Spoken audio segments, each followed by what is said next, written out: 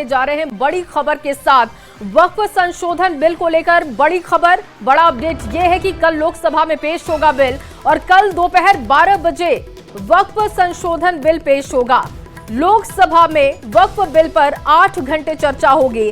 विपक्ष ने वक्फ बिल पर 12 घंटे चर्चा की मांग की थी और ये कल लोकसभा के सदन के पटल पर रखा जाएगा।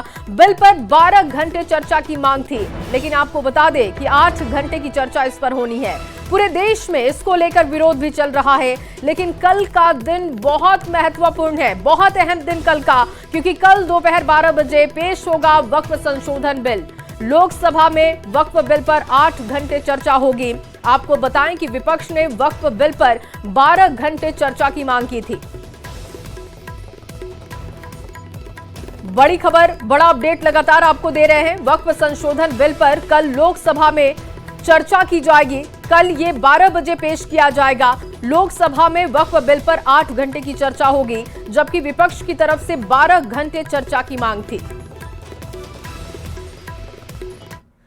वहीं वक्फ संशोधन बिल पर विवाद लगातार गहराता जा रहा है। जेडीयू एमएलसी गुलाम गौस ने केंद्र सरकार से वक्फ संशोधन बिल को वापस लेने की मांग की। उन्होंने कहा कि ये बिल मुसलमान के हित में नहीं है और इस बिल के पास होने से कई परेशानियां खड़ी हो सकती हैं। गुलाम गौस की मांग पर बीजेपी प्रवक्ता दानिश इकबाल ने पलटवार किया। आपको सुनवाते हैं। हमारा तो माननीय प्रधानमंत्री से आग्रह होगा कि आप इस बिल को वापस ले लें। इसके पूर्व भी आपने किसान से संबंधित जो बिल था उसको वापस लिया था, लेकिन बहुत आंदोलन चला, संघर्ष हुआ, बहुत लोग हाथाहाथ हो गए, कितने लोग मारे गए, मर गए, समझ गए। वो नौबत नहीं आनी चाहिए। गुलाम गौस उन चंद वक्फ बोर्ड के दलालों के साथ खड़े हैं जो नहीं चाहता है कि वक्फ बोर्ड के अंदर पारदर्शिता आए, जो नहीं चाहता है कि वक्फ बोर्ड के अंदर अकाउंटेबिलिटी आए, जो नहीं चाहता है कि वक्फ बोर्ड की प्रॉपर्टीज और उसके पैसे का इस्तेमाल मुस्लिम गरीब, जरूरतमंद, यतीम, बेवा, मिस्कीन के लिए हो। और इधर केंद्रीय राज्य मंत्री रामनाथ ठाकुर ने भी कहा कि वो वक्फ संशोधन बिल पर सरकार के साथ हैं। हम सरकार के साथ हैं जी। सरकार बिल ला रही है, हम सरकार के साथ हैं। वहीं जेडीयू के राष्ट्रीय प्रवक्ता राजीव रंजन ने वक्फ बिल पर जेडीयू के स्टैंड के सवाल पर कहा कि नीतीश कुमार हमेशा सभी वर्गों के हितों का ख्याल रखते हैं। तो वक्फ बिल का मकसद क्या है वो आपको समझा रहे हैं। मैनेजमेंट में पारदर्शिता हो, कामकाज को कानूनी मान्यता मिले, इसके अलावा जो इसके फायदे हैं वो भी हम आपके सामने रख रहे हैं। अवैध कब्जों को रोकना इसका मकसद है, लेकिन इस बिल का विरोध किया जा रहा है। अब सरकार समझाने का काम कर रही है कि क्यों ये फायदेमंद उनके लिए है। कामकाज को ये सरल बनाएगा। अतिक्रमण वाली जमीन खाली कराना भी इस बिल का मकसद है और वक्फ संपत्तियों के मैनेजमेंट में पारदर्शिता इस बिल से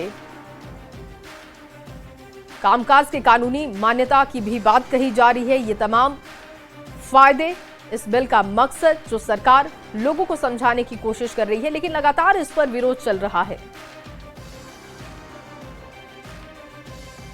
नीतीश कुमार जी की प्रतिबद्धता सदैव अल्पसंख्यक समुदाय के साथ रही है। समाज के अन्य वर्गों के विकास के साथ अल्पसंख्यक समुदाय के लोगों को भी उन्होंने हर समय न्याय दिया है। अगर हम देखें तो बिहार में कभी दंगे नहीं हुए, कभी कोई कर्फ्यू नहीं लगा। और बड़ी खबर इस वक्त की आपको दे दे, कल लोकसभा में पेश होगा वक्फ संशोधन बिल। विधेयक को लेकर बीजेपी ने जारी किया व्हिप। बीजेपी मुख्य सचेतक संजय जायसवाल ने जारी किया है व्हिप। लोकसभा में ये संशोधन बिल पेश किया जाएगा। 12 बजे का समय बताया जा रहा है और देखिए बीजेपी ने जारी कर दिया है व्हिप। आपको बताएं कि बीजेपी के मुख्य सचेतक संजय जायसवाल ने जारी किया है व्हिप, क्योंकि कल पेश होने वाला है ये बिल। 12 बजे के आसपास इस बिल को सदन में रखा जाएगा। 8 घंटे की इस पर चर्चा होगी। वहीं वक्फ बिल का काउंटडाउन शुरू हो गया है। कल यानी कि 2 अप्रैल को वक्फ संशोधन बिल संसद में आ सकता है। इसको लेकर हलचल तेज है और इसी बीच समाजवादी पार्टी के सांसद अखिलेश यादव का बड़ा बयान सामने आ चुका है। उन्होंने कहा कि वक्फ बिल के खिलाफ वो हैं, बीजेपी हर जगह हस्तक्षेप करना चाहती है। सुनते हैं उनका बयान। बोर्ड के खिलाफ हैं हम लोग, इसलिए खिलाफ हैं क्योंकि भारतीय जनता पार्टी हर जगह हस्तक्षेप करना चाहती है। भारतीय जनता पार्टी हर जगह अपना कंट्रोल चाहती है। वक्फ बोर्ड के खिलाफ हैं हम लोग, इसलिए खिलाफ हैं क्योंकि भारतीय जनता पार्टी हर जगह हस्तक्षेप करना चाहती है। भारतीय जनता पार्टी हर जगह अपना कंट्रोल चाहती है। वहीं वक्फ बोर्ड पर उत्तर प्रदेश के मुख्यमंत्री योगी आदित्यनाथ का भी बड़ा बयान सामने आ चुका है। वक्फ बिल के विरोधियों को करारा जवाब योगी ने दिया है। वक्फ निजी स्वार्थ का केंद्र बन गया है, उन्होंने ये कहा। इसके साथ ही उन्होंने कहा कि क्या वक्फ ने मुस्लिमों के कल्याण का काम किया, ये सवाल पूछा। हर अच्छे काम की आलोचना होती है। सीएम योगी ने बयान दिया कि सुधार समय की मांग है और हर सुधार का विरोध होता है। तो वक्फ बिल को लेकर देखिए लगातार बयानबाजी हो रही है। उत्तर प्रदेश के मुख्यमंत्री योगी आदित्यनाथ ने कहा कि सुधार समय की मांग है और जब भी कोई बदलाव किया जाता है, जब भी कोई सुधार होता है तो उसका विरोध जरूर होता है। इसके साथ ही उन्होंने सवाल किया है कि मुस्लिमों के कल्याण के लिए वक्फ ने कैसे काम किया, इस पर भी जवाब देना चाहिए। उनका पूरा बयान क्या है आपको सुनवाते हैं। हर अच्छे कार्य का विरोध होता है, वैसे ही वक्फ संशोधन विधेयक पर भी ये हो हल्ला हो रहा है। लेकिन मैं कहता हूं जो हो हल्ला कर रहे हैं इनसे पूछना चाहता हूं कि इन्होंने कोई ऐसा काम वक्फ बोर्ड के माध्यम से किया हो जो वेलफेयर का हो। छोड़िए, सब समाज की बात छोड़िए, मुस्लिम समाज का ही कोई कल्याण किया हो उस प्रॉपर्टी का।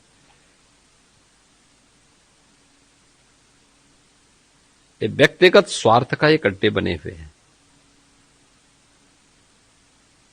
चंद लोगों के लिए लूट खसोट के अड्डे बने हुए हैं। किसी भी सरकारी प्रॉपर्टी पर जबरन काबिज करने का एक माध्यम बना हुआ है। और रिफॉर्म इस समय की मांग है। हर रिफॉर्म का विरोध होता है, लेकिन देश काल और परिस्थिति के अनुसार हमें उस प्रकार के रिफॉर्म के लिए तैयार होना चाहिए।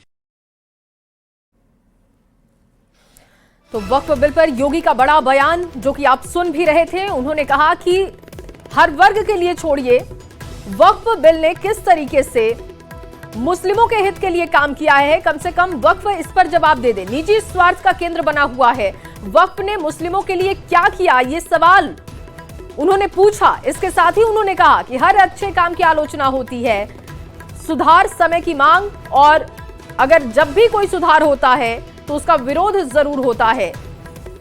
तो वक्फ संशोधन बिल को लेकर लगातार बयानबाजी जारी है। और देखिए, उत्तर प्रदेश के मुख्यमंत्री योगी ने खुलकर बयान दिया। उन्होंने कहा कि वक्फ बिल के विरोधियों को करारा जवाब देना बहुत जरूरी है। वक्फ निजी स्वार्थ का केंद्र बना हुआ है, इसने कभी किसी का भला नहीं किया। वक्फ ने मुस्लिमों के लिए क्या किया है, इस पर ही जवाब दे दे कम से कम। हर अच्छे काम की आलोचना होती है।